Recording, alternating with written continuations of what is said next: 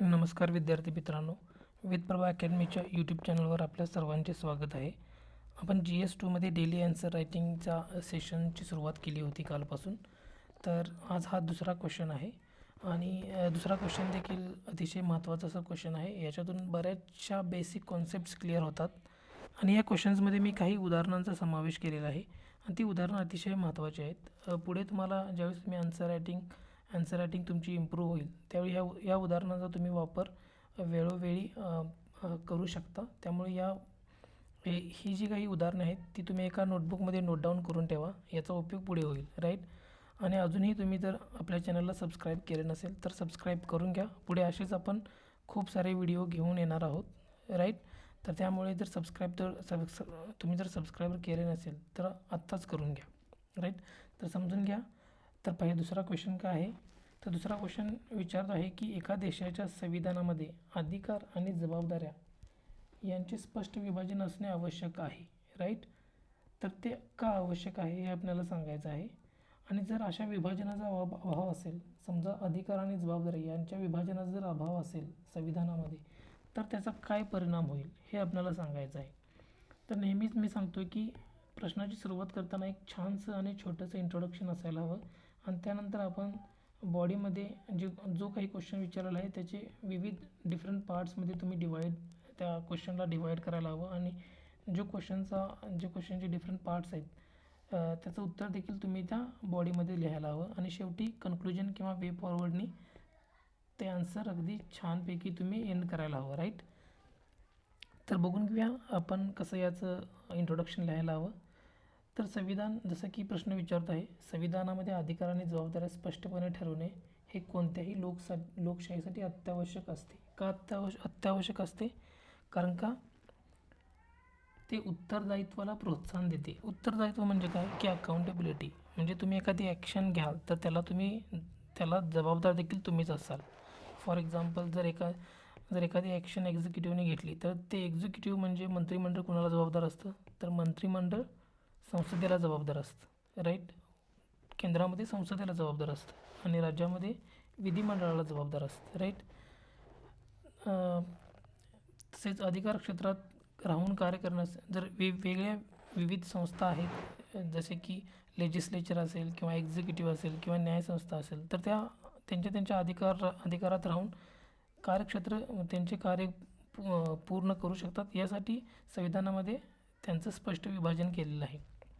तर यामुळे काय होतं की विविध शाखांच्यामध्ये संघर्ष होत नाही, जसं की न्यायव्यवस्था आणि एक्झिक्युटिव्ह यांच्यामध्ये संघर्ष होत नाही, एक्झिक्युटिव्ह आणि लेजिस्लेचर म्हणजे विधिमंडळ यामध्ये संघर्ष होत नाही आणि कोणत्याही एका ऑर्गनकडून किंवा कोणत्याही एखाद्या शासनाच्या संस्थेकडून आपल्या शक्तीचा दुरुपयोग होत नाही.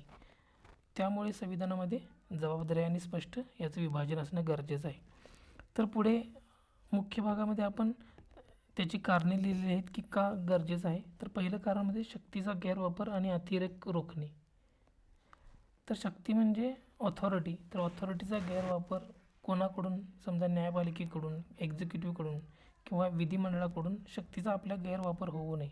फॉर एक्झाम्पल तुम्हाला मी सांगतो की जे शेड्यूल 7 आहे, राईट. शेड्यूल 7मध्ये राज्य शासन, केंद्र शासन यांच्या अधिकाराची विभागणी केलेली आहे, राईट. तर त्या अधिकाराबाहेर जाऊन ते कायदे करू शकत नाहीत. त्यामुळे केंद्र सरकार राज्याच्या अधिकारांच्यावर गदा आणू शकत नाही, म्हणून शक्तीचा गैरवापर टाळला जातो आणि अतिरेकही टाळला जातो. त्यामुळे केंद्र सरकार कसे की राज्याच्या कोणत्याही अंतर्गत मामल्यामध्ये इंटरफेअर करत नाही. याचं एक उदाहरण म्हणजे अमेरिकेमध्ये न्यायालयीन व्यवस्था खूप जास्त स्ट्रॉंग आहे. त्यामुळे विधिमंडळ आणि कार्यकारी जो आहे, एक्झिक्युटिव्ह आहे, म्हणजे जसं की ट्रम्प घ्या किंवा जो एक्झिक्युटिव्ह, त्यांच्या कृतीवर एक चांगल्या प्रकारचा असा अंकुश ठेवला जातो न्यायालयीन व्यवस्थेकडून.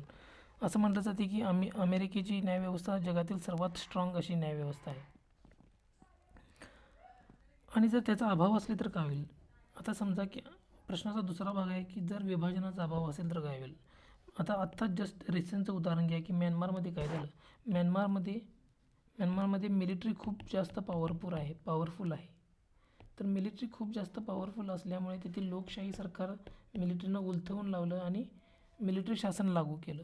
तर असं होतं ज्यावेळेस संविधानामध्ये अधिकारांचं आणि कर्तव्यांचं विभाजन नसतं त्यावेळेस. दुसरं म्हणजे कार्यक्षम प्रशासन. लक्षात घ्या, एक काळ असा होता की जे राजे राजवाडे यांचा राज्य असायचा. त्यावेळेस ते राजा हा स्वतः कायदे करायचा, स्वतः अंमलात आणायचा आणि स्वतःच न्याय द्यायचा.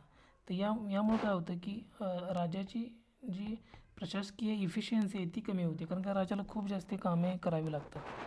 तर कार्यांचे विभाजन केल्यामुळं प्रशासन कार्यक्षम होतं. जसं की न्यायव्यवस्था फक्त न्याय देण्याचं काम करते. प्रशासन प्रशासन पॉलिसी इम्प्लिमेंट करण्याचं काम करतं आणि कायदेमंडळ कायदेमंडळ कायदा इम्प्लिमेंट करण्याचं काम करतं, राईट. तर याचं एक उदाहरण म्हणजे भारतीय संघराज्यात मी जसं की म्हणले सातवी जी अनुसूची आहे त्यामध्ये कार्याचं विभाजन केले गेलेलं आहे. त्यामुळे कन्फ्युजन होत नाही. केंद्र सरकार केंद्र सरकारची कामे करतं, राज्य सरकार राज्य सरकारची कामे करते आणि जे लोकल सरकार आहे ते लोकल सरकारची कामं करतं. आणि त्याचं सिंपल उदाहरण म्हणजे पाकिस्तानामध्ये 2022च्या पुरामध्ये केंद्र आणि प्रांत सरकार यांच्यामध्ये अधिकारांचं स्पष्ट विभाजन नसल्यामुळं तिथं खूप जास्त कन्फ्युजन झालं आणि पुराची तीव्रता वाढली आणि यामध्ये खूप जास्त जीवित आणि वित्तहानी झाली. त्यामुळे कार्यक्षम प्रशासन हवे असेल तर अधिकारांची विभागणी गरजेची आहे. आणि जर नसेल तर काय होतं हे पाकिस्तानाचं उदाहरण इथं दिलेलं आहे. तिसरं महत्त्वाचं कारण म्हणजे केंद्र आणि प्रादेशिक सरकारांच्यामध्ये वाद टाळणे.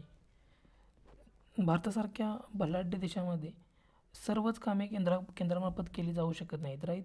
बरोबर आहे. त्यामुळे केंद्र आणि सरकारामध्ये यांच्यामध्ये जर वाद टाळायचा असेल तर अधिकारांची विभागणी आणि कर्तव्यांची विभागणी होणं गरजेचं आहे. लोकल प्रॉब्लेम्स लक्षात घ्या. उत्तराखंडचे प्रॉब्लेम्स वेगळे असू शकतात कारण का हिली एरिया आहे. उत्तर प्रदेशचे प्रॉब्लेम वेगळे असू शकतात कारण का हा गंगेच्या खोऱ्याचा एरिया आहे. तसेच महाराष्ट्राचे वेगळे प्रॉब्लेम असू शकतात कारण का विदर्भ आणि मराठवाड्यासारखा शुष्क प्रदेश आहे. त्यामुळे लोकल लेवलला सोल्युशन काढणं खूप जास्त इझी असतं. सगळ्याच गोष्टी केंद्र सरकारमार्फत केल्या जाऊ शकत नाहीत. त्यामुळं जर अशा प्रकारे अधिकाराची विभागणी केली तर केंद्र सरकार आणि प्रादेशिक सरकार यांच्यामधले वाद कमी होतात. त्याचं एक सिंपल उदाहरण म्हणजे जर त्याचा अभाव असेल तर स्पेन आणि कॅटलोनियाचं सध्या प्रकरण खूप जास्त गाजलेलं आहे. त्यांच्यामध्ये जी अधिकाराची विभागणी आहे ती खूप जास्त कमी असल्यामुळे कॅटलोनियाकडून इंडिपेंडन्सची मागणी होत आहे. चौथं महत्त्वाचं कारण म्हणजे उत्तरदायित्व आणि पारदर्शकतेला चालना. स्पष्ट जबाबदाऱ्या संस्थांना त्याच्या कार्यक्षमतेसाठी जबाबदार धरणे सोपे बनवते. लक्षात घ्या, आपण बघतोय की जे प्रशासन आहे ते विधिमंडळाला जबाबदार असतं, बरोबर आहे.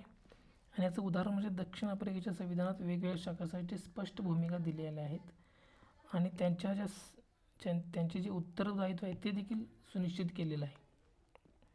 आणि जर त्याचा अभाव असला तर काय होतं, आपण पाहिले सोव्हिएत युनियनचं विभाजन झालं कारण का सर्व सत्ता कार्यकारी शाखेकडे एकवटलेली होती. त्यामुळे इतर शाखा आहेत त्यांचं खच्चीकरण झालं आणि पुढे त्या शाखांनी बंड केलं आणि सोव्हिएत युनियनचं विभाजन झालं 1990च्या दशकात. लक्षात घ्या. पाचवं महत्त्वाचं कारण की लोकशाही मूल्यांचं संरक्षण. लोकशाही मूल्य म्हणजे काय? स्वातंत्र्य, समता, बंधुता, रेग्युलर इलेक्शन्स. जर इलेक्शन कमिशन समजा जर इंडिपेंडंट नसेल तर काय होईल, तर नेहमी इलेक्शन्समध्ये काय तर गफलत होईल आणि त्यामुळे लोकांचा लोकशाहीवर विश्वास राहणार नाही. त्यामुळे लोकशाही मूल्यांचं संरक्षण करायचं असेल तर कार्यकारी संस्था ज्या आहेत त्या इंडिपेंडंट असणं गरजेचं आहे आणि त्या जर करायच्या असतील तर त्यांच्या अधिकारांचे विभाजन करणं जास्त महत्त्वाचं आहे. फॉर एक्झाम्पल घ्या, याचा अभाव असला तर काय होईल. व्हेनेझुएलाचं एक्झाम्पल आपल्यासमोर आहे की त्यांचे जे अध्यक्ष मुदुरो आहे त्यांच्या काळात अधिकाराचे विभाजन दुर्बल झाले आणि लोकशाही मूल्यांचा ऱ्हास झाला आणि त्यानंतर व्हेनेझुएलामध्ये एक मिलिटरी शासन लागू झाले आणि मिलिटरी शासन लागून झालं की जे सिव्हिल लिबर्टीज आहेत, सिव्हिल लिबर्टीजचं खच्चीकरण केलं जातं. मग म्हणजे लोकांच्या स्वातंत्र्यावर गदा येते. तर अशा प्रकारे जर अधिकारांचं विभाजन नसेल तर काय होऊ शकतं हे आत्ताच आपण पाहिलं आणि अशा प्रकारे तुम्ही उत्तर लिहू शकता. आणि शेवटी एक छानसा निष्कर्ष, जसं की संविधानामध्ये अधिकार व जबाबदाऱ्या स्पष्टपणे ठरवणे, सुव्यवस्था राखण्यासाठी, कार्यक्षमता वाढवण्यासाठी. कार्यक्षमता कशी वाढवली जाते हे आपण बघितलं, सुव्यवस्था कशी राखली जाते हे देखील आपण पाहिलं आणि लोकशाही मूल्यांना बळकटी देण्यासाठी आवश्यक आहे. आणि जर त्याच्या अभावामुळे कसे संघर्ष होऊ शकतात हेच आपण व्हेनेझुएलाचं उदाहरण घेतलं, आपण कॅटलोनियाचं उदाहरण घेतलं, दक्षिण आफ्रिकेचं उदाहरण घेतलेलं आहे, राईट. तर तुम्ही हा प्रश्नाचं उत्तर पुन्हा एकदा वाचा, पुन्हा एकदा हा व्हिडिओ बघा आणि माझ्या टेलिग्राम चॅनलला सबस्क्राईब करा, जेणेकरून तुम्हाला ह्या PDF फ्रीमध्ये मिळतील. राईट. होप तुम्ही हे ॲन्सर एन्जॉय केला असेल. पुढच्या ॲन्सरसाठी चॅनलला सबस्क्राईब करा आणि तुमचे अभिप्राय मला कमेंट बॉक्समध्ये कळवा. थँक्यू.